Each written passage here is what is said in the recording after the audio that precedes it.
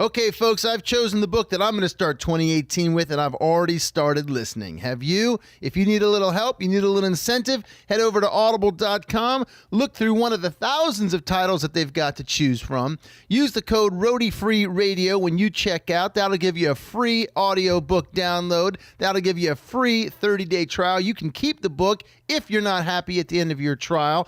But to listen to the title that I chose, you're going to have to listen to this episode. So let's get to it. Hey, what's up, roadies? This is Night Bob. This is Steve Walsh. What's happening, roadies? This is Hank Fury, and you're listening to Roadie Free Radio.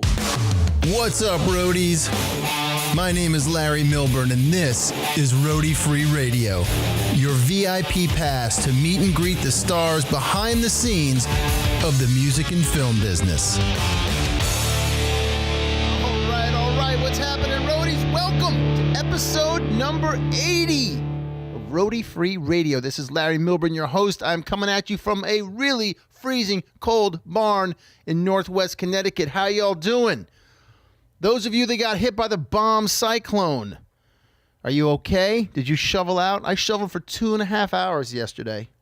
2.5 hours out of this storm. My God, I'm a little sore. My hamstrings, my ham bones are a little tight. And you know, what are you going to do? You got to do it because we live in a barn in Northwest Connecticut. Episode 80, you guys. Today's guest is Hank Fury, systems engineer. Hank Fury, the human mic stand, Hank Fury. We're going to get to him in a second. Here's what episode 80 means for those of you mathematician roadies out there. That means we're 20 episodes away from episode 100. 20 episodes, 20 weeks from now is episode 100. And guess what? It happens to fall on Memorial Day. How sick is that? So that's going to be crazy. And here's what I want from you. I want you to start thinking about some ideas of what you'd like episode 100 to entail. Is it a regular interview? Is there someone special you think I should interview for that day? You want me to do a mashup? You want me to go on location somewhere? What do you want? Tell me what you want. I got some crazy ideas. And being a selfish guitar player, I might choose a guitar tech, you know, someone big that everyone want to hear, that I want to sit down and talk to. Maybe a guitar manufacturer. I don't know, amp person. Who knows? But I want some ideas. info@roadiefreeradio.com. That's where you send me your fabulous, fantabulous ideas. All right? Episode 100. I can't even believe this is episode 80. I mean, this is crazy. Y'all are crazy for tuning in every week. I got to tell you, but I love you and I appreciate it. So I decided which book I'm going to start the year with, and it's Greg Allman's My Cross to Bear. I think I bought this. Actually, no, I got it as a Christmas present or a birthday present like a year and a half ago or something. Never read it. Sat on the shelf along with the 80 other books I've got to get to. And I said, all right, that's the one. I'm starting with Greg.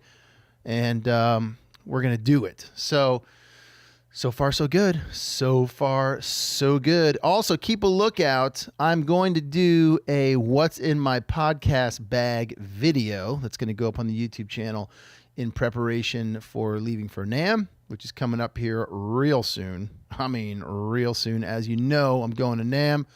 And, panel. I'm moderating the panel, man. You guys know about the panel, right? Thursday, January 25th from 2 to 3 p.m. in the California Ballroom A, Level 2.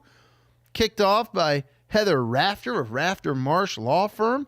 Jesse Hughes is on the panel. Jesse Hughes, singer, Eagles of Death Metal. Dean Correa, head of security for Tom Petty.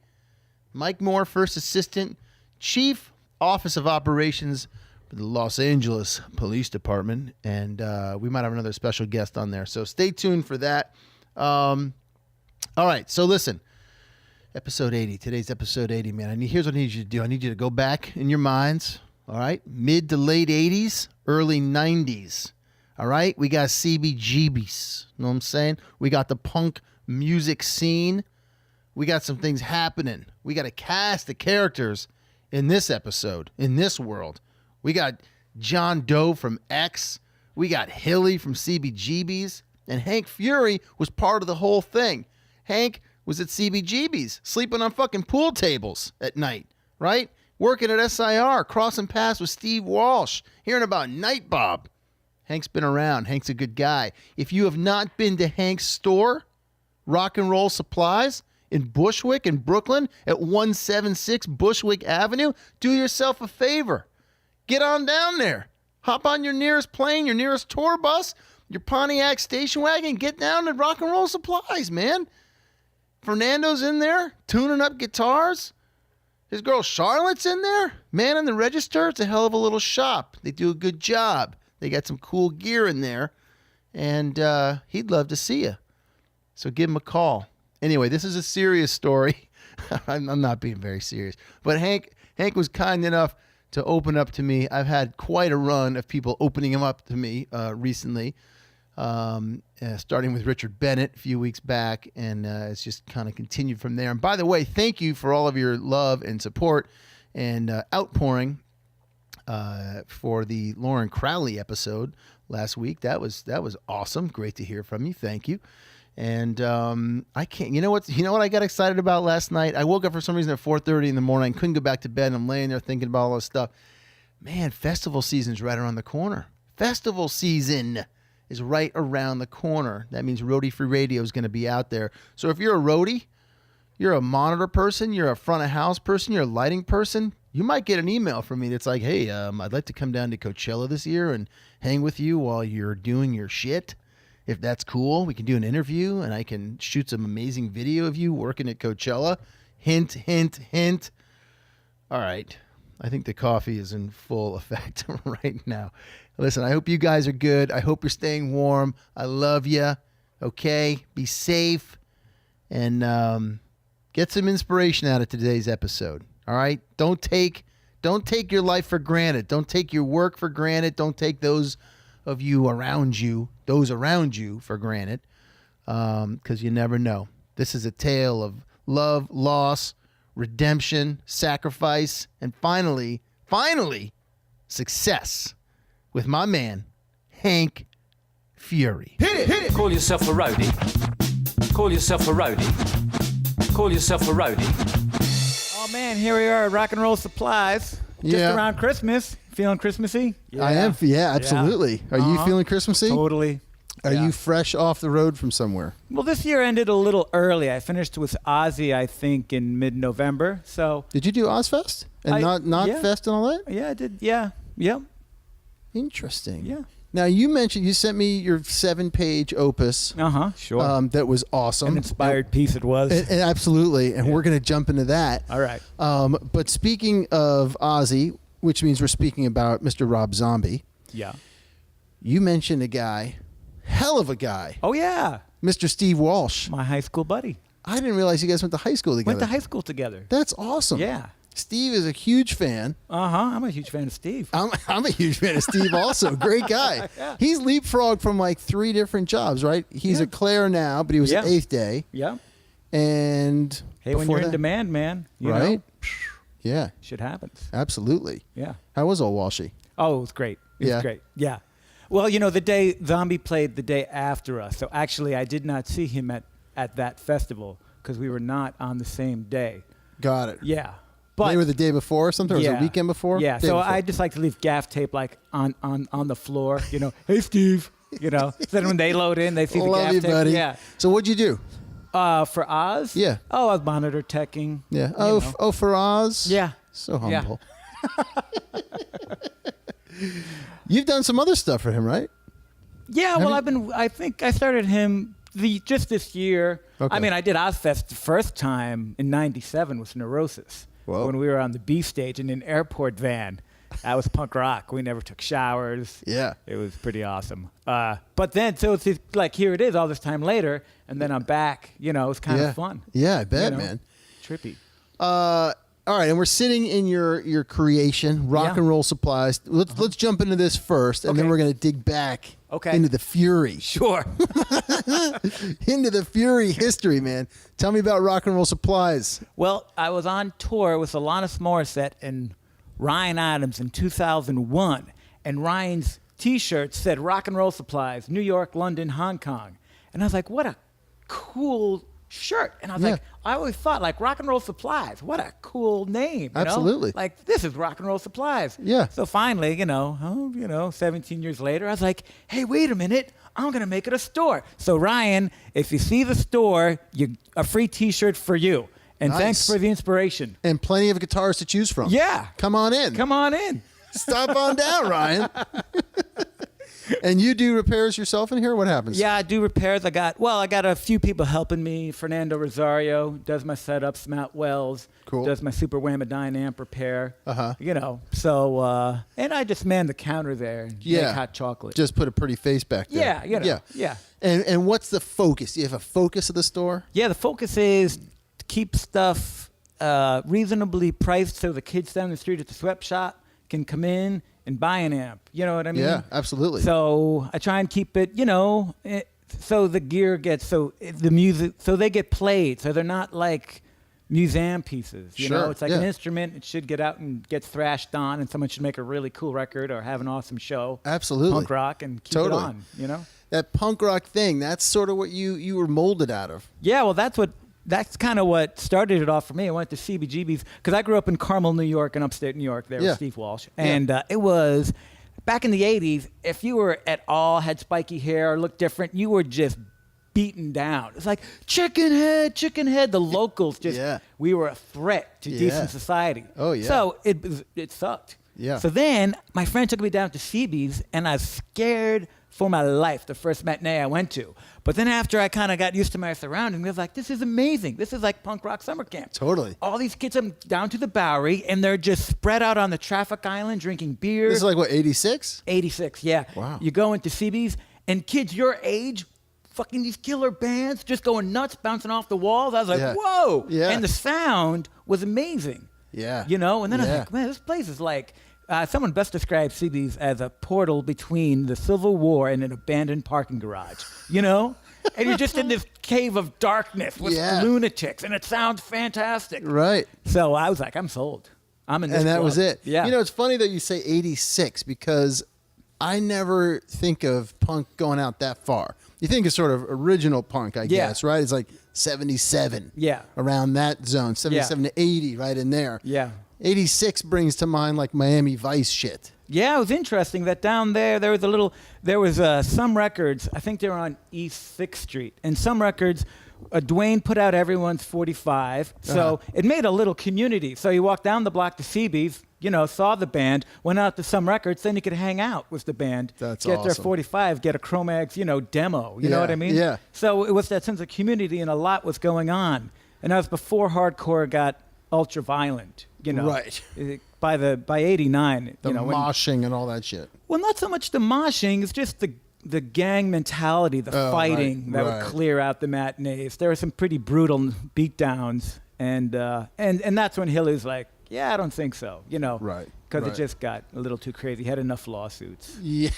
Yeah. He's quite a character, huh? He was amazing. God, the stuff I learned from Hilly. Hilly would say the funniest things. Like my band played there one time, and when I came into work the next day, I was walking by the desk and I hear, "You suck." I was like, "What?"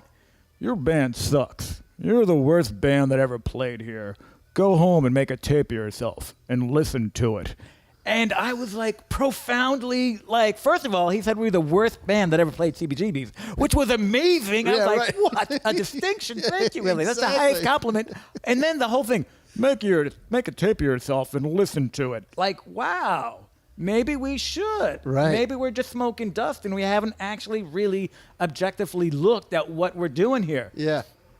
Good advice for everyone doing something creative, to step back. Yeah, absolutely. And objectively say, is this any good? Yeah. Well, it's funny because I was just listening. I want to do some podcast stuff. Yeah. Some stuff about podcasting for people that want to start out in 2018. And the first thing I was to say was record your voice and listen to it a few times. Yeah. Because the first time, it's just like watching yourself on camera for the first time. You're just going to tear yourself apart. Or if you make a demo and you listen to it, you're like, holy shit, that's what I sound like? Yeah.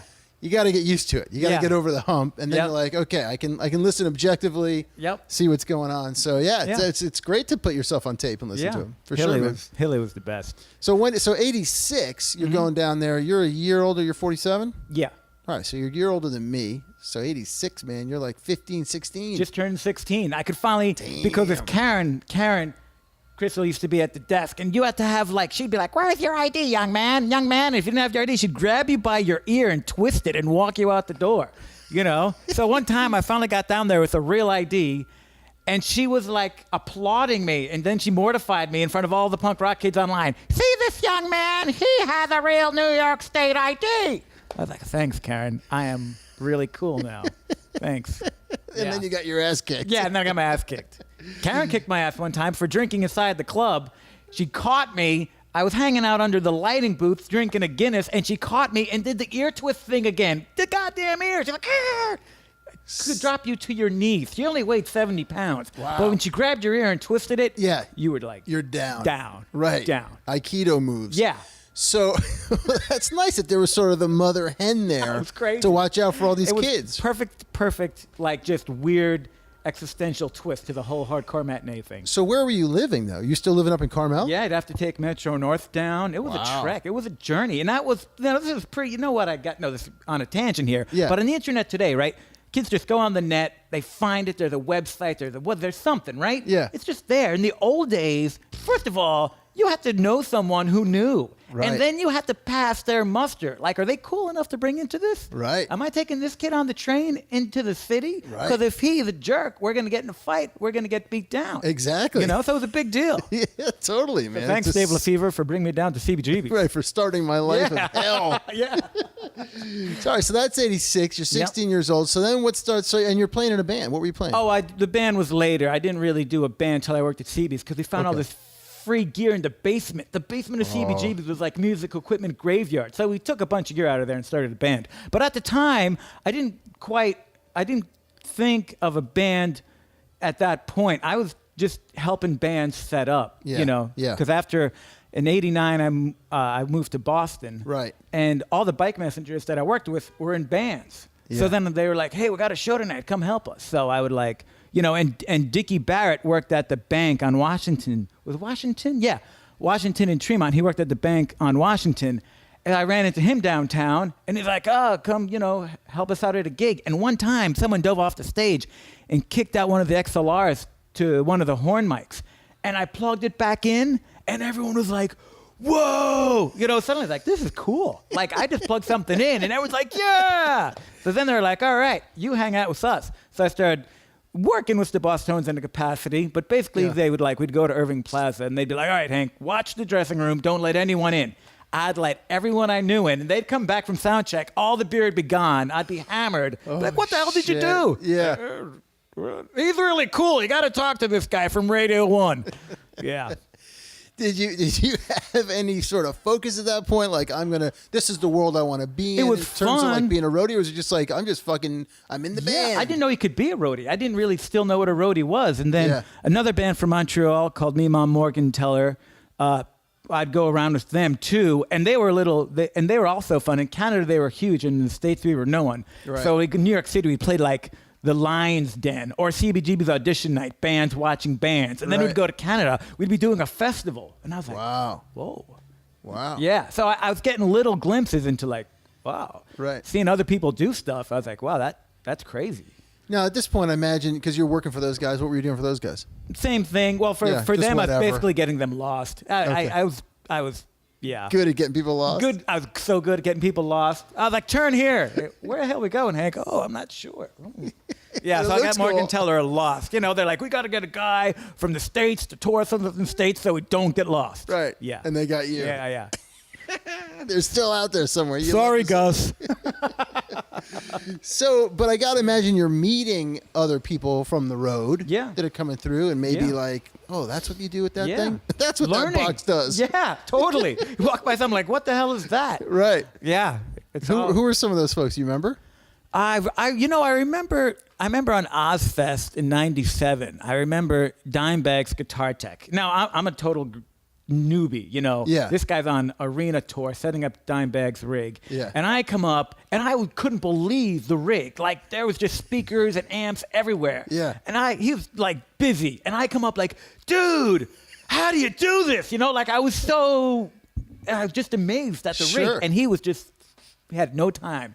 He was so rude. He was like, just get the F away from me, and just blew up. And I was like, okay, all right. Note to self, there's a time and a place to approach people when they're gigging, right? Right. And even today, I'll see someone do something, and I'm like, I've never seen that before. That is so cool. Right. But I'm getting better. I'm like, all right, I'm going to wait till like lunch. 20-something years later. 20-something years later. I'm like, all right, I'm learning how to hang. Still getting it. Cool. So you come back to CBGB's. Yeah. And you start working at CBGB's. Well, when I came back to New York, I started going to the Institute of Audio Research above a supermarket. Right. And a girl who went to school with me was like, my friend Richard Duckworth, who's now a music teacher at Trinity Polytechnic in Dublin. She was like, he works at CB's. You should go down. So I went down to CB's, and the first thing Hilly was like, oh, you want to work here? Clean the basement. So I went down and I cleaned the basement. But you knew him, and you knew the cast of characters, I never really knew Hilly. Because Right. when I was a kid, you wouldn't talk to Hilly. You're Sure. just some kid at a Right. hardcore You're trying not to show. get thrown out. Yeah, you know what I Yeah. mean? Hilly's Yeah. not talking to you. He wasn't usually around on Sundays too much. It was like Okay. the one time he wasn't there. Yeah, you know? right. So I finally got to meet Hilly, personally, Yeah. and he was just like, oh, clean the basement. So I cleaned the basement, What the fuck was that place like? Hilly was just a Jedi. He's like a Zen master. He was just, everything was like, I'm going to give you something that you've never done or you don't want to do and see how you do it. Right. Because if you do that right, Yeah. then Yeah. I'll just see your work ethic. Right. I'll trust you with something. Right. So I went nuts. I cleaned that basement, man. And he was like, all right, tomorrow night, come into work, with Richard's, approval. This guy's all right. Then Hilly said, cool, come in tomorrow. Sure. My first show at CB's was X. Wow. Yeah. Wow.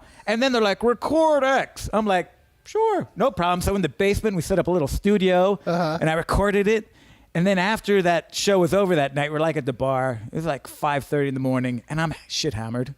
And I'm going to John Doe, like walking to the first time, like, hey, man, that's the best recording, man. It sounds so good. And John's first time's like, nice, great, thanks. I turn around, come back. Hey, I recorded you guys tonight. That recording is the best ever. And he looks at me like, what? Oh, yeah, great. Well, I said that like 5 times. Every time, like the first time. And he finally turned around and was like, shut the fuck, get away from me. Like he freaked out. And I was like, note to self. Maybe don't talk to the artist. And I kind of held that as a general... Lesson 2, a valuable lesson is don't go get chatty, with who you're working for. Right. Do your gig. If they want to say something to you, they will. Right. But don't really invite conversation. Just do your gig and leave. It's the best, safest job security. Yeah. Lay low. Right. Do your Right. gig. Lay low, do your gig, do it right. Bye-bye. Right. Shut up, listen, and learn, Yep. right? You pay me, I be quiet. It's a great agreement. Yeah, there. exactly. Yeah. It works out really well. So the whole span at CB's is about 6 years? Yeah. Yeah. And you started cleaning the basement. Yep. Now, wait, let's just backtrack. Yeah. Let's get to that basement. Yeah. Oh, well, the basement was an ongoing thing. The basement and me, this went on for years. Because for some reason, Hilly just decided that I was going to be the basement guy. So first I cleaned the first side of the basement under the gallery for the 20th anniversary. So we could make the recording studio and build some rehearsal rooms. And Gin Mill and a bunch of bands rehearsed down underneath the gallery. And then in later years, he decided he needed to turn it into a bar on both basement sides. And that's when Dead Rat City. There were so many dead rats caught in the floorboards of CB's, and I had to pull down the ceiling, the plaster ceiling in the basement, and replaster it. And I'd have dead rats from the poison. They'd poison, die, get trapped in the floorboards. I pulled down the roof, and they would land on my head. So I loved the Barry then. It was so shitty. I could get a shovel up a pile of dead rats, come up the stairs from the basement, walk out on the street and just throw them in the dumpster. People walking by, not even bat an eye, Just like another guy shoveling dead rats. Nothing to see here. And so this now is like, well, you said 89. This is 95. So now we're in 95. This is 95 now, and I'm shoveling dead rats. Right. Your career got off to a smashing start. Smashing start. And it's only gone up from there. I'm telling you, but with CB's, it'd be like shovel rats in the afternoon, and at night, here are the cramps. Right. Okay. Right. Cool. Right, exactly. And 95, too, now we're basically like, because I grew up here until I was like 11, then we moved up to the beautiful country, and then I came back after college. And I remember coming, when I grew up here, we were like, 71 until 83. Yeah. Different city. than 95. Because I remember coming back here after school, and it was like, wow, this is Giuliani turf now, Yeah, right? changed. Like, did you start to see some of that change coming in to the Bowery or no? Yeah, definitely. Yeah. All around town. Yeah. You know, that quality of life stuff. Right. I mean, people were getting busted for smoking joints. It's like, what the hell? Right. Washington Square Park, that was just like a rite of passage. That was a regular afternoon. Go Yeah, there, was right. a 40 in the joint. Yeah, right. It's what you did. Yeah, right. And then people started getting arrested for buying pot in Washington Square. It's Yeah. like, That's not right. what's weird? Right. Like, what's going on? Yeah, you know? yeah. That was shocking. I mean, that was a shocking development. And it Where got were you scary. living? I was on East 7th Street between B and C. Oh, shit. That was a great block, though, intense. because the crack house. Right. See, the smart thing you could do is live on a street with a crack house because they have lookouts. And those guys didn't want any cops on the block. Right. So that block was orderly. I mean, they ran a tight ship. People lined up single Wow. file to get their crack. Right. And you got down the block, you waited online, you got your shit, and you left. You didn't cause any trouble. It was such a nice block. It was peaceful. Never had people, homeless people sleeping in the was hallway. peaceful. Oh, it was great. It was nice. It was great. But when you move to the block, when Yeah. they saw you, if you're bringing a dresser to a door, then they come out like, hey, who are you? Right. You know, welcome to the street. We're going Right. to help you move in. And they would, kind of intimidating, they take your dresser, Sure. carry it upstairs for you, into your apartment. They're like, we know who you are. We know where you live. You don't want any trouble, right? It's like, this is Mean Streets 101, man. Wow, Yeah. dude. Yeah, but once you're there and they knew your face, beautiful Yeah. block. Never Wow. got robbed. No one's going to hold you up, Right. you know? Right. So, Because I don't want any trouble. no. And the little kids, they had little lookouts. They were so smart. Little kids, 10-year-olds Yeah. on BMX bikes would ride around. And if they saw cops or a narc, they'd be like, Mikey, Mikey, in the middle of the night. Your chorus of Mikey. Or general was another cop word. So whenever, Interesting. Yeah. So they had a network, man. You hear from the rooftops, Mikey, Mikey. Everyone would scatter like rats. How much are you making working at CB's? $50 a night. $50 a night. And Yep. you're working 7 days a week? No, usually I work Thursday through Sunday. You know, about 4 days a week. Okay. What are you doing the rest of the time? Just hanging out at the bar. At CB's? Yeah, or Mars bar. You basically just live there. Yeah, I basically just live there. Sometimes when I had short bouts of homelessness, Hilly would let me sleep on the pool table. And that was a great thing because back then, you know, there's smoking bars. So it's Yeah. closing time. You know, you don't really notice, but you go to sleep on the pool table, and at 7 a.m., if you wake up, now the cigarette smoke starts to drop, right? And it's about the height of the pool table. So you sit up, and you just see a cloud from one end of the club to the other, and you feel like Count Dracula, you know? These are good times. I don't know how the rats survived. And Yeah, you know, right. wonder why they made New York non-smoking. Because for the rats. Yeah, right. The poor guys. Poor little guys. You know how they're supposed to breathe. Then they with get all that- poisoned. They yeah, got rat shoved in the cancer. street. Come on. No, wait. I'm still trying to get back to rats aside in the basement. The Yeah. kind of cool shit artifacts. Oh, yeah. Right? Yeah. That's floating around the basement that maybe Johnny Ramone left sitting Oh, around. it's so cool. The basement, when I first started cleaning it up, it used to be, there's a lot of restaurant supply stuff. So like Sure. shelves and shelves of broken coffee cups and plates. Yeah. Knocked over, just dirt and pallets, trash. Was it big? Yeah, it was the whole size of the Wow. club. It's 250 feet long. Damn. Yeah, the giant basement filled with garbage. And then amongst all that broken restaurant stuff was like a Slingerland drum kit half buried in dust, a custom amplifier, a Tiesco guitar, just littering all over the place. You Yeah, know, because people yeah. go down there and party, forget shit. Right. You know. Right. It was amazing. Damn. Yeah, so that's how we started Goon, from the basement. Goon was your band. Yeah. Nice. And what Yeah. were you playing in Goon? I was playing a very nice Roland JC-120, compliments of the CBGB's basement. Kent had a custom bass rig, and Dennis had a Slingerland like Pearl drum kit. Really nice stuff that was down there. Sounds great. It was great. Yeah. Yeah. And you had a recording studio that you built. Yep. And it was great. It was great. It was fun stuff. And that's where we just started doing demos and stuff. Sure. There. Yeah. It was good times. And did you think you wanted to be a musician at that point? Like, that's going to once be we the started track or what? recording, I mean, I couldn't decide what I liked more. Playing was always exciting, Yeah. but then trying to make recording and just the whole process of recording and then listening and then editing, I was like, wow. Yeah. I don't know what I want to do. This is all really cool. I like Right. all of it. you Right, know? right. So in that time at CBGB's, what would you say you sort of came out of that experience with? A huge drug habit. That was my fault. Oh, we're though. getting to that. Yeah, I should have been smarter.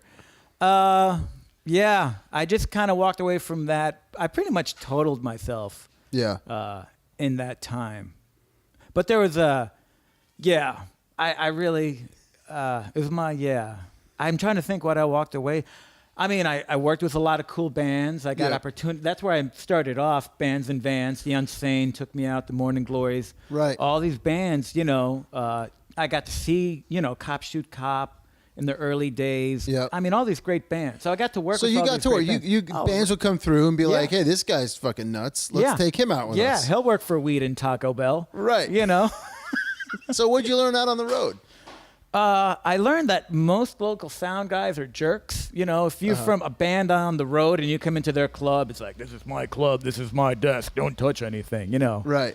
I was like, God, this is a drag. Right. I Right. learned that. What were you doing for a lot of bands? You were doing sound. Sound mostly, and yeah. And were you kind of like, no, fuck you, dude. I'm from CBGB's, man. Yeah, you kind of laugh, Yeah. Okay, I go to Indiana, some guy's like, hey, this is my PV mixer now. Right. It's like, okay, You're nice. like, right. Great, good rig. So, I learned, but what I think I learned a lot, and what kind of like was the CBGB's approach to things anyways, less is more. Right. So I'd go to a shitty club that had a horrible PA, and you'd be like, cool. Right. This I can do. Yeah, because like Steve McAllister used to do sound at CB's, who's also in Prong and Damage and a bunch of great bands. Yeah. When I went around he worked for Crisis, so we'd cross paths on the road. It'd be like the QE2 in Albany. Right. And half the PA wouldn't work. And I'd watch McAllister noise every component, make a list of what doesn't work, then he'd know what he had to work with, and then he would take it from there. And he would be meticulous and spend 3 hours. And I was like, wow.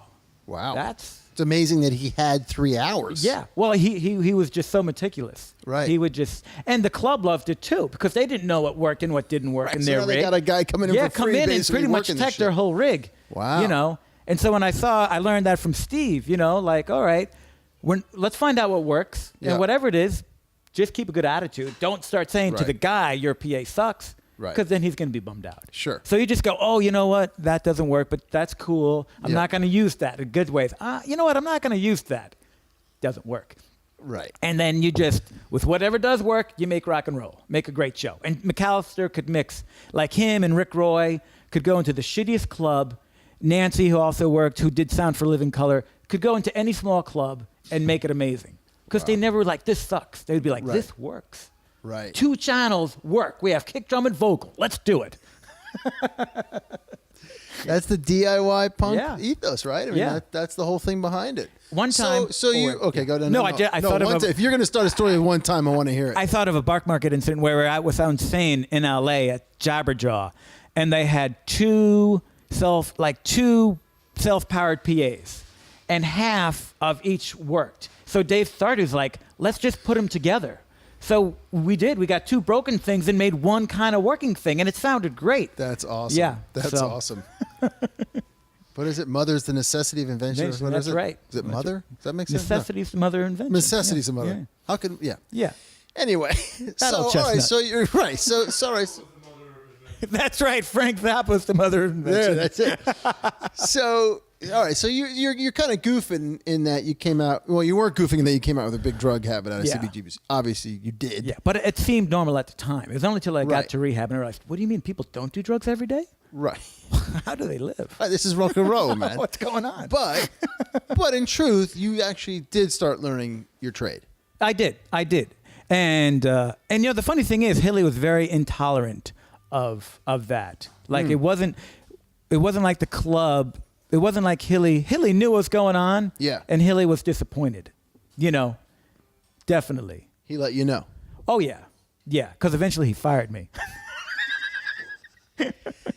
And again, it's just amazing to think the shit that went on in that place. Oh, it was great. Right, the kind of characters. Oh, it was amazing. But at the same time, you are working for him. Yeah. You are a representative of Yeah. CBGBs. You're not an artist who gets to come in and fuck Exactly. off. Yeah. Right? Don't get that confused. You will find out very quickly. Right. Hilly was no idiot, man. That guy was Right. sharp. Well, what a great thing I learned from Hilly is surround yourself with good people. You know what I mean? Yeah, yeah. Like, Hilly couldn't do everything. Hilly knew what he could do well. It was obviously, catch a crazy idea and pull it off. Yep. But as far as doing sound and running the bar and running the door, he always got really good people to work for him. Sure. So that I always thought of that, like Yeah. I got to make sure I surround myself with good people. Right. You right. know? Exactly. So, all right. So you get fired. Yeah. Did that hurt? It did. It did. I got fired from CBGBs and I got fired from SIR. And as far as when you're in denial about your drug habit, And what are we doing? What's our habit?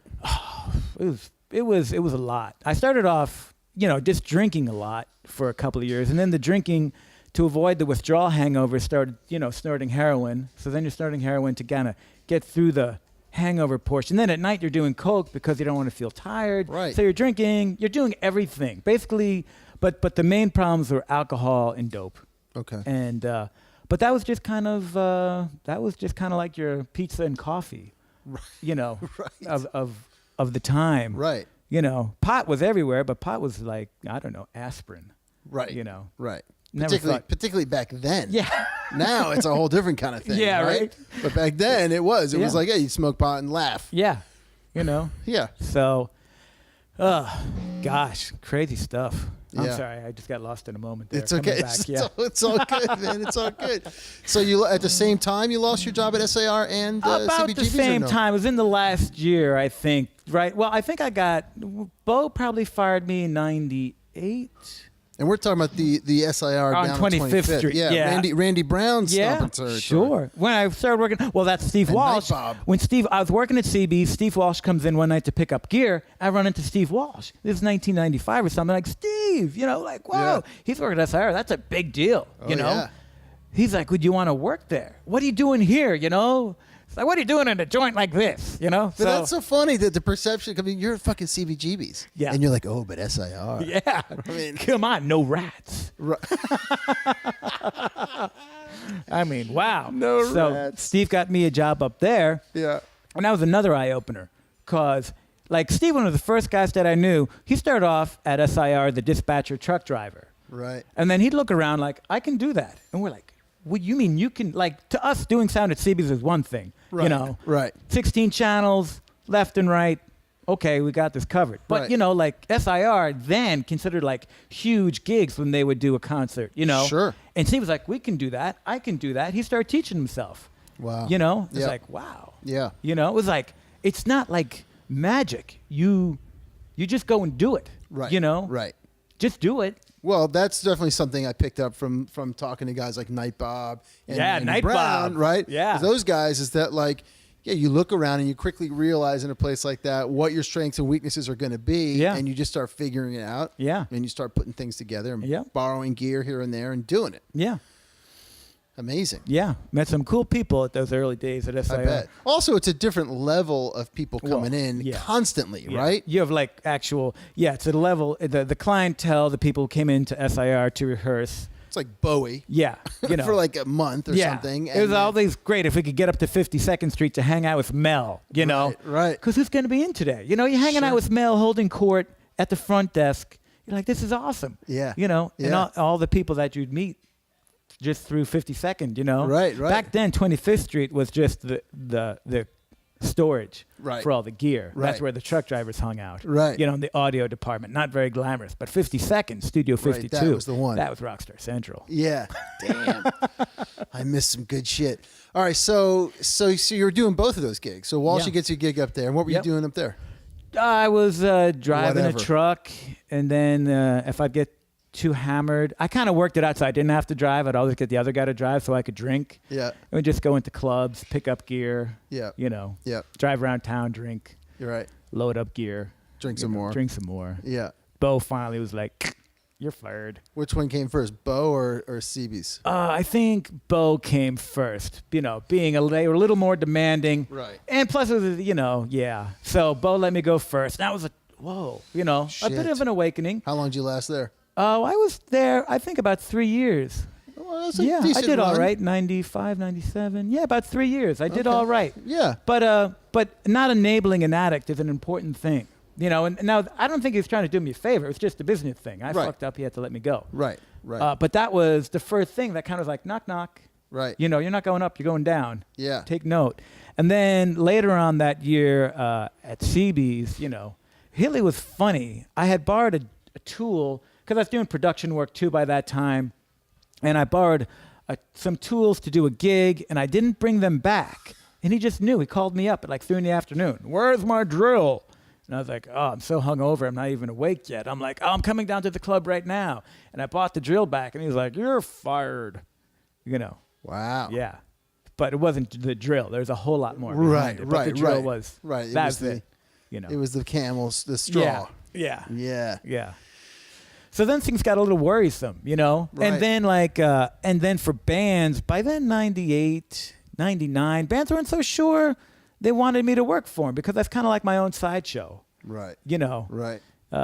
Like for the Swans, I used to guitar tech, and I used to make a beer pyramid during the set. I would just start drinking. You know, I was drinking all day, but during the show, I was trying. If I could make a beer pyramid that went over the top of the Marshall, you know, we're getting places.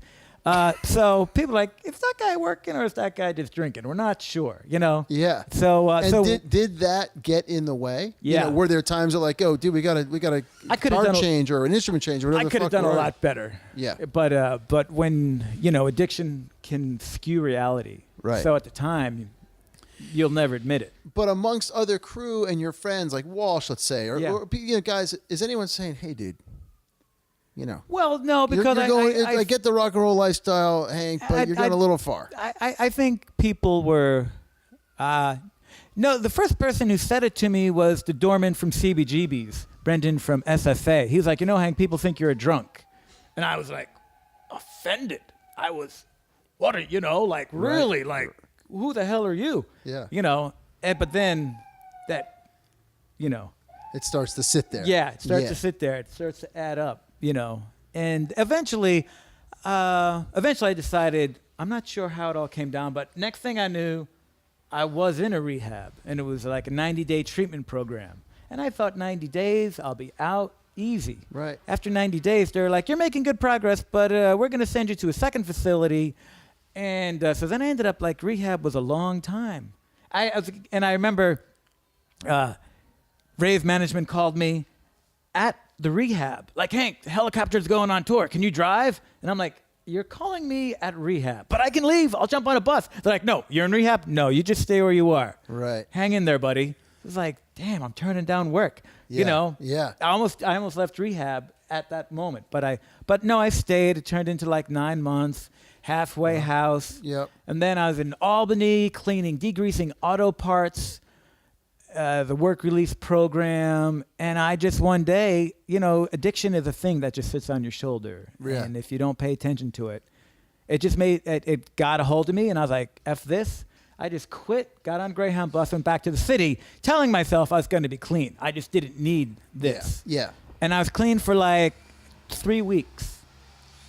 And then it was back to the races, worse than ever. Sure. And then it got hopeless. Is it always Is it always worse than it was when you come back? Well, you pick up right where you stop. Some people, Right. You think as an addict, when I start again, I know better. I'll taper. I'll pace myself. I'll manage it. It'll be manageable. What Yeah. the problem is, as soon as you get high, your body has this, just remembers where you were when you left off. Right. Wherever you pick the needle up on the record, it goes right back to that. Right. And you go full speed into it. And that's when a lot of people die. Most of my friends have died from being clean. Right. Because then they come back into it at that same amount of drugs. Right. And you're dead. Right. So luckily, though, I didn't. But it was hopeless. Really, at that point, I'd pretty much resigned myself to the fact that that's what it is. You know, this is it. That's going to be my life. Yeah. Did you have a history of any addiction in your family? Not really, but you Yeah. know, addiction was a different story 20 years ago. Yep. You know, Yep. did the grandparent drink a lot? Did your other grandparent drink a lot? Back then, and Everybody everybody drank and drank a smoked. lot. You Yeah, know, right. and even alcoholism, that was like no one. I think there was still now. I think there's less of a stigma with like depression, Right. drug addiction, Sure. sexual identity, this whole thing. And I Right. hope it stays that way because when you just don't make things a trip for people, then there's no shame, Yep. stigma. They can just go out. Everyone should be happy, take care of themselves, and do what they want to fucking do. Right. It's not not killing, hurting Right. anyone. Just Yeah. do your thing. Yeah, yeah, You know, yeah. don't be an addict because if I admit I'm an addict, people are going to be like, oh, That right. guy. Right. That That dude. guy. Yeah. Don't You hire know? that guy. Yeah. Right. No good. Yeah. You know? So when you went into rehab Yeah. first time, you were like roughly how old? 29. 29. 29. Yeah, kind of a kid. You Yeah. spent your whole sort of youth partying. Yeah, from coming 18 to 29. Right, like full solid tilt. 10-ish or so Yeah. years. Yeah. Probably more if you really back it down Yeah, to like if you count- 15, 16, Yeah. you're getting high the first time, Yeah. right? And now all of a sudden you're sitting in a room with like some legit addicts. Yeah. Terrifying. Terrifying. Terrifying. So I see a lot of people, by the time they get to rehab, it's too late. I saw a lot of guys go straight to the hospital with like organ failure. Mm. And you're not on the top of the list. So you sit there until you die. Right. So in the rehab that I was in, I had a number of guys in my work group who, like, one day a guy wouldn't show up. We'd be like, where's this guy? He's in the hospital. Tonight we're going to go visit him. He'd go visit him. He'd be on dialysis. He'd be hooked up. He'd be on, yellow. I remember just how jaundiced they looked and the hopelessness in their eyes, because they realized at the end of the road, I'm not getting out of here. Right. This is it. Right. So watching those guys die in rehab was pretty striking. And the addicts, the professional addicts, a lot of addicts in the city. And when it gets cold, they'll get sent up to like St. John's, which is the Catholic charity rehab that I went to. And then in the spring, they'll have someone mail them some shit. They get high, they get kicked out. But for the winter, they get 3 squares and a cot. Got it. But that is, for people who are existing this way, yeah. some people utilize the system in order to get by. Right. Which, eye-opening. I'm not going to make a judgment. Sure. That's where they were then. Maybe they evolved, Yep. Who knows? Maybe, Yep. hopefully they didn't die. Hopefully they got clean. Right. But Right. what did strike me in rehab was, whoa, this is no joke. Yeah. I got a real a real awakening Yeah. to where this goes. Right. You know. And then you fell off the wagon, Yeah, I fell off. and you were kind of like, "Fuck it." Yeah. Then I'll be one of those guys. Yeah. I know how to work the system now. Yeah. Yeah. Right. But was there a sense from you? Did you remember feeling at all like, "But I love this music thing. I love being in this world, and that's going to keep me connected"?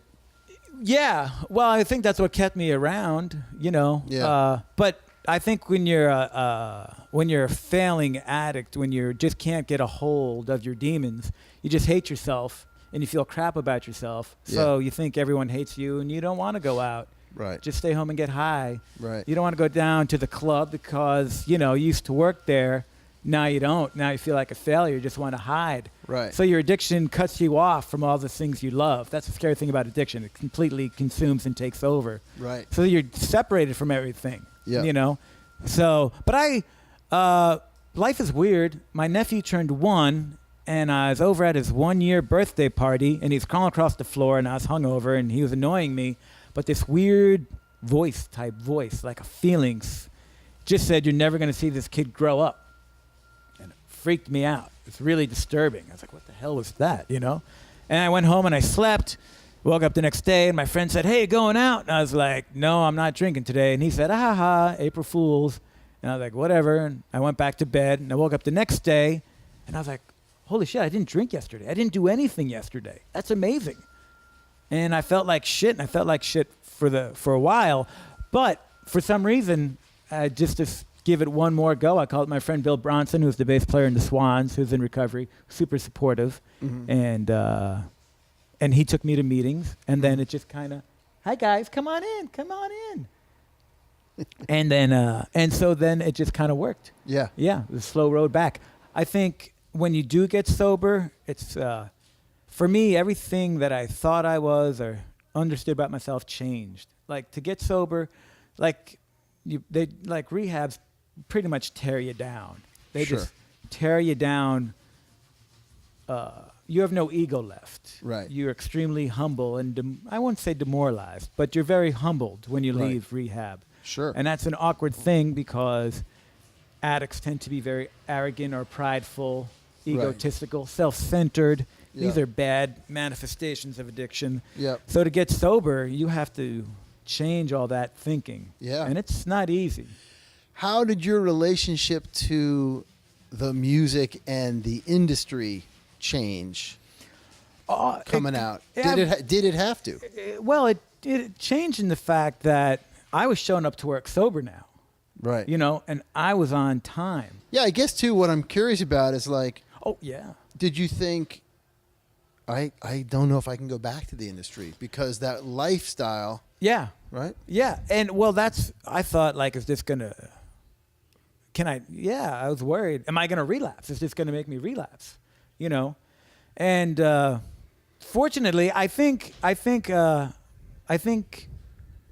if I had gone, maybe if I'd gone back to CB's again, and so I think that's why Hilly fired me, because he didn't want me back. He knew that I had to get away from there. Yeah. Like, as far as that road, that was done. We Yeah. see where that's leading me. Yeah. You're out of here, kid.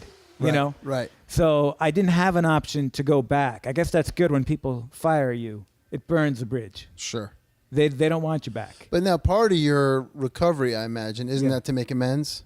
Yeah. Did you have to talk to him? Was that a kind of thing you had to do with him? Well, or no? here's how I made amends. It was funny. So when I was on tours to Stones and CB's was getting shut down, I said, I'm going to throw a benefit for CB's, right? Raise awareness. Maybe the mayor will dig it.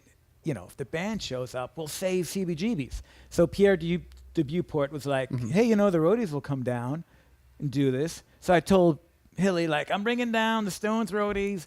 We're going to rock out. And I took like 2 weeks' pay. I took a lot of money, and I paid for the open bar, which I thought was like, because I probably drank about $10,000, of liquor. So for Hilly, I said, and here's the open bar. Here's our open bar money, our drink ticket money. Yeah. So I gave him like $2,000. And then we donated the door money. So, Sure. we raised some money for Hilly, Yeah.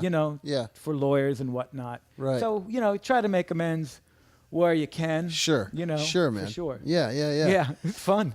That was cool. I That bet was a that good was feeling awesome. too, And the Stones tour came about because you went over to Clair Brothers? Right, because that's what happened. Was basically after I was clean for about 6 months, my friend Chris Etzel was like, well, now that you live like a Mormon, why don't you just go live with the Mormons? Although, Lidditz is Mennonite, but it was all the same difference. Now that you're Mormon, why don't you go live with the Mormons and work at Clair? Yeah. And I was like, oh yeah, why don't I just go work at Clair? How's that going to happen? It's like, I worked there in the 80s, man. I'll call up. So I was like, really? Okay. And sure enough, he called up Clair, talked to Troy, said, my friend Hank's looking for work. And Troy was like, well, we need work in the speaker department, so I sent him down on a bus. So I took a bus down to Lidditz, Pennsylvania. It's like going to Transylvania. I got off the bus at 10 o'clock at night in the middle of Lidditz, Pennsylvania. I was like, where the hell am I? Yeah. This place is horrifying, Took a cab in the middle of the night, got to where I was staying. Next morning, went into Clair Brothers, giant warehouse. And they're like, all right, just pointed me in the direction of the speaker department. Just start ripping apart cabinets. Trucks come back from tour. You take off all the PA, and you just test it, tear out the bad components, do all this fixing, painting, and then you turn it around to go out on tour again. And it's just a grind. It's just day in and day out, PA refurbishing. And where are you living? Oh, I'm living down the road. It's funny, that town is so small. Just living in a little house, a little cottage. They put you up? No, I mean, well, I helped through the Find you network. something. Yeah, Okay. Yeah. So I get a little place down the road. You walk to work.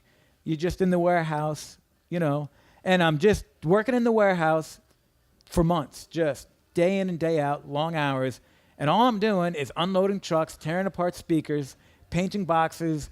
And I'm thinking, I might have made a mistake here. Yeah. Because this never ends. Right. Like, I'm not gigging. I'm going to be in a warehouse forever unloading trucks. Maybe this was a mistake, Right. And so I'm sitting there one day just kind of thinking, like, maybe this is not so good. And they page me upstairs to the front office. And I'm like, oh, man, I was late for work today. Troy is going to read me the riot act, like, straighten up, you're out of here, So I'll go up there. And I'm like, what am I going to say about being late, Oh, I don't have anything to say. This is going to be horrible. I got stuck behind a horse and buggy. Yeah, yeah, exactly. I should have used that. Right. So I go up there and he's like, how tall are you? Oh, I'm 5'7" in heels. He's like, you're going to be perfect for this gig. Go home, pack a bag. Be back in an hour. Okay, go home, pack a bag. So I just go home, pack some stuff, come back to the shop, and they're like, okay, we're taking her to the airport. You're flying to LAX. You're going to be at the Forum at 8. Start rehearsals. I'm like, 4? Oh, yeah, Madonna. Just, be quiet. Don't talk. Keep your head low. And that was it. Hopefully at this point it's stuck. Yeah, this time I'm beginning to listen, Maybe he's onto something. Right. Yeah. So, boom, they fly me out to L.A. I land. A car takes me to the Forum. Big, burly, scary guy meets me at the loading dock. Scott Chase, tattooed up to his eyeballs. He's like, hey, kid, over here. Follow me. And he takes me into Madonna's dressing room. Is Hank? He's your human mic stand. And I'm like, hi, I'm Hank. She goes, hi, Frank. And I said, no, it's Hank. She goes, a fucking F, a fucking H. What's the fucking difference, Frank? So then, for the beginning of the tour, hey, fucking Frank, where's my mic stand? And then she just changed it to, hey, fucker. That's great. fucking awesome. Yeah, Madonna's so giving me shit. I was like, this is cool. Madonna's giving me shit. And what did you have to do? Pretty much, I followed her around. Every time she did a costume change, I'd hold her mic. And during the show, I'd always kind of be off stage and keeping an eye on her if her belt pack, had a problem, switch out a pack. So you're like Madonna's guy. Madonna's guy, just there. How fucking awesome is that? It's pretty so nuts. after being in purgatory of Lidditz, you're in the fucking Forum. On her private, and the great thing about that was before 9/11. So when we went to Europe, right, we chartered a jet. Yeah. We would just fly from one city in Europe to another city, just land at the airport. I never took my passport out once, the whole tour. You would just land, a limo would be there, just take you to the hotel, morning, go to the gig, do your gig, load out. It was amazing. It was so cool. Now, because you're traveling just with her, or where's the crew? It's the whole crew and everything. Everybody. Everyone is on this private jet, this chartered jet. Damn, what tour was this? This was the Drowned World Tour, 2001. Okay. Yeah. 2001. I'm trying to think what song at that time was that her was big... I think Music was the big hit off of that record. Yeah. Yeah, Music makes the people. Yeah, right. Oh, yeah. Yeah, she was rocking at that point still. Yeah. Not that she's not now. No, but I'm just Madonna saying. listeners, that was still big. But it's weird when you get to there and then you're like, am I here? Right. Like, is this it? Like, this is the big deal? Right. Because, once you know everyone and you're just working and you have a job and you're doing your thing, it's like being anywhere. Right. You're just going to work. It's Yeah. like, is this it? Is this a big deal? Right. It takes a lot of the mysteries out of it, right? Does. Yeah. It does. Because like, shit, I'm on hour 8, I'm exhausted. All I know is that if I get the mic stand height wrong on her stand, I'm going to hear about it. So I'm like, all I'm thinking about is that mic stand 54 inches, 3/4. God, did I set that up right? Because I'm going to hear about it if it's not. An interesting fact about Madonna is that she is such a driven and focused individual. Like most tours, if you do a whole run through of the show once, it's like pretty impressive. Madonna, when we went to the Forum, I think we did 30 run-throughs, if not more, complete run-throughs. Before the night of the show? Before the tour, before the tour started. We were in rehearsals for a month. We ran through, actually we did 30 rehearsal days. We did 2 shows a day, and we even practiced load-ins and load-outs. She would have us load the whole rig out into the parking lot, onto the trucks, and load it back in. And we would do rehearsals, and she'd be doing her whole thing. At the end of rehearsals, she'd take out a legal pad, and she had notes for everyone. The video department. Out of the corner of her eye, she's watching what the video screens are doing. She's listening to the music. She's watching the dancers. She had a list for everyone. Holy shit. She's extremely focused and driven. Okay, so back up because I think I misunderstood. So when they flew you out from Lidditz, you weren't going to do a show that night. No, you were going to rehearsals. Yeah, because for in 30 rehearsals, days. this is why Madonna is why she's so meticulous. Because they're in rehearsals, right? Yeah. Everything's going along just fine. One day, her belt pack cut out, and Marty Strayer, the monitor tech, went out on stage, and management said, Marty's like 6'5". He makes Madonna look short. Right. We can't have Marty come out during a show. Visually, that'll ruin the magic. So they called the shop and said, send us your shortest guy. And now I wasn't the shortest guy. Yeah. By the way, this is my big break. Not the fact that I toured in vans with bands for years and punk rock, whatever. They didn't care about that. Right. Midget was technically the shortest guy in the shop, but Midget was getting near retirement. Midget's like, I don't want to go out. I'm tired of that. Tired of picking up snakes covered in puke. No way. So Midget declined. So I was the second call. I was the second shortest person. Wow. And they just called me upstairs. How tall are you? 5'7" in heels. And so begins. Damn. A new chapter. Damn. That is awesome, man. Yeah, it's pretty funny. And at that point, now all of a sudden, you've gone from CBGB's, the epicenter of punk, and now you're like on Madonna. Yeah. I mean, we don't need to describe what that's like, Yeah. that level of touring. Yeah, it's mega. And you're around guys and gals Yeah. that have been doing it for a long time, that are doing it at that meticulous level. What are some things you learned immediately from those people? That you don't be an ideas guy. Like, people are doing their gig, you let them do their gig. Don't volunteer a good idea. You know, Right. people, they know it works. Right. You know, it may not make sense to you why they're doing what they're doing, but there's a method to the madness. Right. So don't try and be helpful. Right. Matter of fact, what you can do is do your gig and don't worry about anything else. Right. You know, just, we don't want to hear about you. Like, if we don't know your name by the end of the tour, this is probably a good sign, because that means you've been doing something right. You know, don't get noticed. Right. Don't offer help. Right. Just, like, if your job is to be the human mic stand and fly the PA, You'd be the best human mic stand you can do. That's it. Yeah. Keep yourself busy. Yeah. Yeah. Damn. Yeah. Damn. Yeah. So then from there, it just kind of built. Yeah, then I was Roger Waters' human mic stand. That was fun. Uh-huh. You know? Yeah. It's like, this is cool. I'm Yeah. doing, I started off on Dark Side of the Moon. Yeah. And then that turned into The Wall. You know? Yeah. And Going- you're traveling the fucking world. Yeah. Yeah. Just seeing the world while you're at it. Did you feel like that thing of not taking it for granted anymore? Yeah. Oh, well, I think you can't. I think that's really, well, and that's also instilled in Clair. Like, Claire's like, maybe we work for rock stars. Maybe we just work for people. Like, they're really modest people, really humble. And that's kind of that's why they put you through the shop and have you unload trucks. Because if you think you're going in, it's going to be glamorous. Guess what? Yeah. Yeah. You know what? It's not. Yeah. Go unload trucks for 6 months. Right. How do you like that? Right. If you don't burst into flames, cool. Yeah. We're going to hold on to you for a while, see what you can do. But basically, you never take it for granted, because you're really lucky. Because, like, the music industry, so many great people don't get a break. So many talented people are trapped by their addiction. So many things don't work out. That when you see something working out, I mean, like, Clair is an amazing company. Their job is to provide PA for mega tours. Yeah. How cool is that? Yeah. Yeah, That's right. what a job. That's my job. I go fly someplace and fly PA for a rock show. You can't take that for granted. Yeah. And it lasts as long as it does, and then, everything comes to an end eventually. Who knows? You just live in the moment, enjoy today, and be grateful for what you have. So are you still basically under their Yeah, I still work for Clair, still Yeah. on their road crew. Yeah. With the guitar shop, they've given me a little more time off so I can kind of keep this going. But I missed the road. I kind of can't wait for spring. I It'd bet. be Yeah. nice to get out and do another run. Just Yeah. because I like to go out there for anything, just to see what people are using now, because Yeah. gear changes so quickly. Yeah, absolutely. There's some new pedal, some new amp, Right. And do you swing between all positions? Basically, monitor tech and PA tech. Okay. Yeah. I don't get. I never got to be an A mixer. That would have been great. Yeah. Be the guy. Right. But I help the guy. Right. That's cool enough. Right. Hey, man, 20 years ago, I was unemployed, Yeah. living in Mars Bar, thinking everything was over. Right. Yeah. Turned out better than I ever could have imagined. Absolutely. So, talk to me about living on the road yeah. as a former addict Yeah. and the support that you need and that you get out there. Well, it's getting better. When I first got out on the road, people were uncomfortable.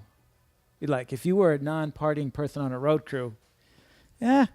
Like, What's wrong with you? Pal? yeah. And I remember one production manager one night at like a party was like, "Hank, I command you to friggin' drink." And I was like, "Look, man, you think I'm a pain in the ass now? You wouldn't believe what I'll be like if I start drinking. Like, I'm doing you a favor. You don't want me drinking. Believe me." Yeah. Yeah. And so I used that line for a long time. And then, like, sometimes I'll go to a tour and there'll be a sign on the loading dock, friends of Bill, meeting at 4:00. That's cool. Yeah, right. It's out there. Right. And some people are very open about being in recovery. And like, who was in recovery? I'm going to a meeting. I was on one tour where we hit meetings in different cities, and that was amazing. Wow. Because you're going all over the country, go into a meeting, walk into a room cold, Right. and you bond with those people right away because guess what? We all have a lot in common. Yeah. You know? Yeah, right. So, and other tours are not at all recovery centered, you know? Yeah. And those tours, you just, you know, I'm You do. here to get my check, Yeah. do my job. Yeah. Thank you. But you're calling somebody if you need to, or what? Yeah. Yeah. Yeah. You've got you know how to take Yeah. care of yourself out there. Yeah. And stay away from the pitfalls. Yeah. Yeah. Well, knock on wood every day. Just Right. live in the moment. That's the most important thing. Right. You think it's getting bad? Just breathe. You're in this moment. Sometimes you got to break it down to that incremental. Because, you know, like some gigs on the road, you'll be up for 24 hours. Right. There's stress. Yeah. You get on the bus finally. There's beer. You know, you're like, you know, it would be nice right now. Right. A beer. Right. And then you're like, but not for me. Right. I don't drink beer. Right. You know, So my sometimes you bunk's got to looking walk real it good. back. Yeah, right, You know? right. And then right. sometimes there's just cold reminders. Sometimes I'll be on a tour and I'll see a crew guy really suffering. He wants help, you know. Yeah. And I guess that's what really, I mean, thank God I've never really had the urge since I got clean. Never had an uncontrollable urge. I've Yeah, that's remained awesome. sober. Thank God. That's awesome, man. I'm very grateful. I can't tell you gratitude. It's a big thing to have. you know? Absolutely. But I'll see a road guy out there in the midst of it, you know, and Yeah. just addiction is such a crazy thing. There's no fix. Yeah. You know, Do you find yourself wanting to reach out to that person? Yeah, I try. But, you know, it's in early stages of recovery, sometimes people want you to go to the bar and keep them company. That's not recovery. Right. You know, recovery is you actually Right. don't go to the bar, Right. you know. Right. People find it hard. It's difficult. They're teetering, you know. Yeah. But eventually they come. I've seen a lot of people come around. That's You awesome. know. But this in our business, it's I don't know why. I guess because there's a lot of stress. You work long hours, lots of stress. You want to blow off steam. Yeah. Plus, most of us in the business, I mean, now it's different. Kids in Full Sail. I mean, it's changed so much in 20 years. Now I see kids going to Full Sail. These 20-something kids are super smart. They're sharp. They're not fucked up. They're not addicts. Right. It used to be, if you started this, you started off in bars. That's where you learned it. And in the Sure. bars, you picked up all the other garbage. Right. So there'd be a Right. lot of, you know, it just part Sort and of went parcel hand in hand. Yeah, and it's rock and roll. yeah. It's changing though, you know. Right. Right. It's not rock and roll anymore, and that's nice. You Yeah, know, yeah. if it's people aren't getting caught up in stuff, that's great. Yeah. You know. I've seen a lot of sort of chatter on some Facebook groups about, giving kids shit coming out of Full Sail that think they Yeah. know a lot of stuff. What do you think? What would you tell those kids? What's your sort of take on that? Well, I mean, the they part- do. the partying They do. stuff- Full Sail is really teaching those kids good stuff. Yeah. I mean, the level where kids are starting at now, forget about it. It's Yeah. like in the past 20 years, the jump. They do know a lot of stuff. Yeah. I just went crazy on a Full Sail kid one day. I was gigging with him, and I made a reference to Otis Redding, and he said, "Otis, what?" And I was like, "How can you be in this business and not know who Otis Redding is? Like, seriously, man, like, this is annoying me." And Right. he's like, "I'm just saying, music. That's why we're here. Right. Otis Redding.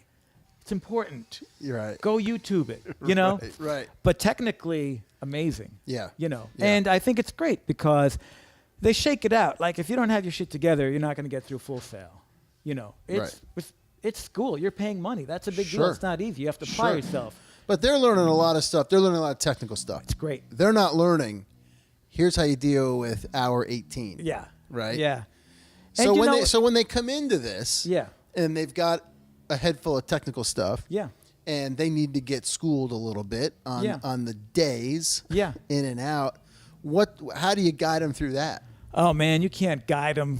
You know, most kids that I see, their first tour, everyone's first tour is like, woo, you know. Right. And they're going out with the carps and they're drinking and they're just, yeah, you know. And you see them, they come into loading, they've been out all night and they're green. Yeah. And you're like, that's feeder. Right. By the time you pull that 400 feet of feeder, you probably would have puked about 5 times. You're going to feel great.